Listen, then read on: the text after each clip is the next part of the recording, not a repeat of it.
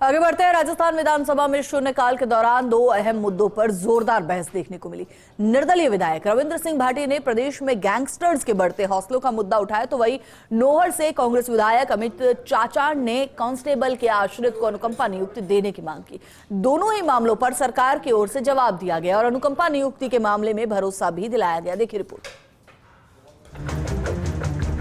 राजस्थान विधानसभा में सोमवार को कांग्रेस विधायक विकास चौधरी तुरंगदारी के बारे में स्थगन प्रस्ताव लगाकर सदन से गैर मौजूद हो गए, लेकिन मंगलवार को वही मामला निर्दलीय विधायक रविंद्र भाटी ने उठाया। भाटी ने कहा कि विदेश में बैठे गैंगस्टर्स और जेल में बैठे बदमाश धमका रहे हैं। हमें यूपी बिहार की तर्ज पर गैंगस्टर्स को ठोकने की जरूरत है। सरकार की तरफ से गृह राज्य मंत्री जवाहर सिंह बेढम ने जवाब दिया। उन्होंने कहा कि पिछली सरकार के समय तो जंगल राज था, लेकिन हमारी सरकार ने गैंगस्टर्स के खिलाफ प्रभावी कार्रवाई की। बेढम के इस बयान पर नेता प्रतिपक्ष ने आपत्ति की और आरोप प्रत्यारोप का सिलसिला शुरू हो गया।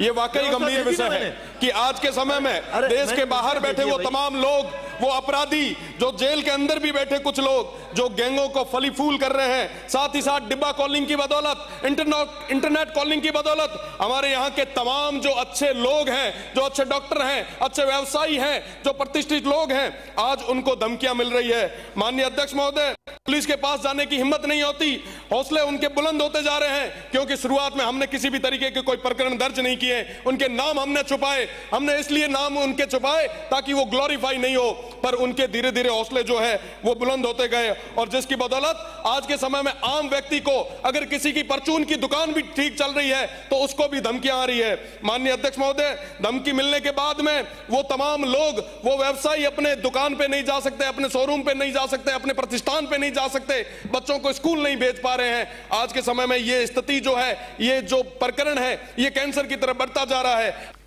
हमारी सरकार आने के बाद मैं ये तो नहीं कह सकता कि इन घटनाओं पर 100% अंकुश लग गया हो, लेकिन पिछली सरकार के दौरान जो जंगल राज था, हर दूसरे दिन व्यापारियों को धमकाना और अपहरण की घटनाएं और फायरिंग की घटनाएं होती थी, उन पर अंकुश लगाए।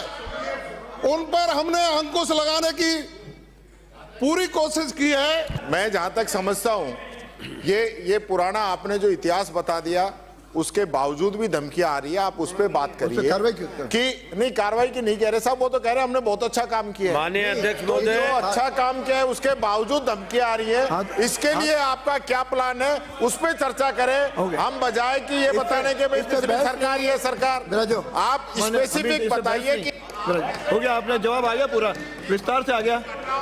अरे भाई, ये बहस हमने जो कार्रवाई की है वो बता दी, और मैं ये कह रहा हूं कि जो भी इस प्रकार की घटनाएं सामने आती हैं उन पर प्रभावी कार्रवाई करके इनको बंद करने का काम कराया। वहीं नोहर क्षेत्र के गांव ललाना निवासी कांस्टेबल सुभाष चंद्र के परिवार को अनुकंपा नियुक्ति देने का मामला भी विधानसभा में उठा। अमित चाचाड़ ने नियम 131 के तहत ध्यान आकर्षण प्रस्ताव के जरिए पीड़ित परिवार को राहत देने की मांग की। उन्होंने आरोप लगाया कि विभागीय कार्रवाई के दौरान अधिकारियों की मनमर्जी से राहुल कड़वासरा के अनुकंपा नियुक्ति के दावे खारिज कर दिए गए। इस पर कानून मंत्री जोगाराम पटेल ने कहा कि ये मानवीय मूल्यों से जुड़ा मामला है और सरकार ने बजट में अनुकंपा नियुक्ति नियमों में संशोधन की घोषणा की है।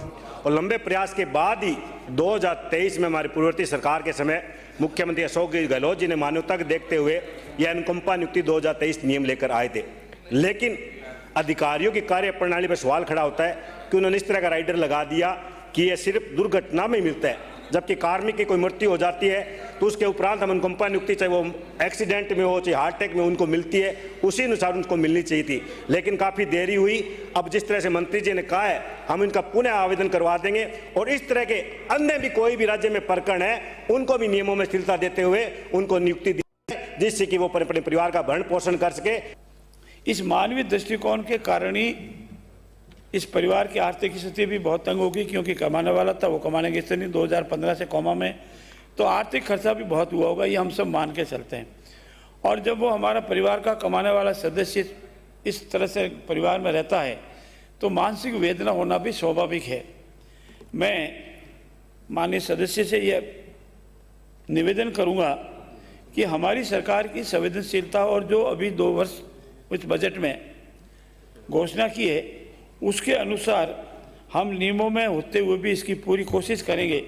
अगर आप ये तो रिजेक्ट हो गया 2023 के चूँकि नियमों में नहीं आ रहा इसलिए ये रिजेक्ट हो गया है, पुनः आप आवेदन करें।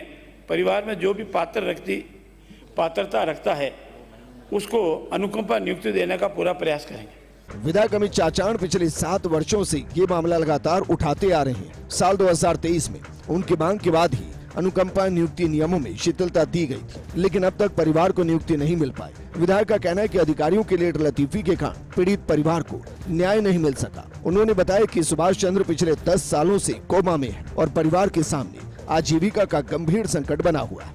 विधानसभा अध्यक्ष वासुदेव देवनानी ने आज सभी विधायकों को अनुशासन का पाठ पढ़ाया, चाहे पक्ष के विधायक हो या विपक्ष के। जब जरूरत पड़ी तो डांट फटकार भी किया और समझाइश से भी काम लिया। खासकर उन्होंने सदन में नियमों की पालना करने का अनुरोध सभी से किया और ये भी कहा कि विधायकों को अनुदान की मांगों पे चर्चा पर भाग लेना चाहिए और जब मंत्री जवाब दे तब भी सदन में मौजूद रहना चाहिए।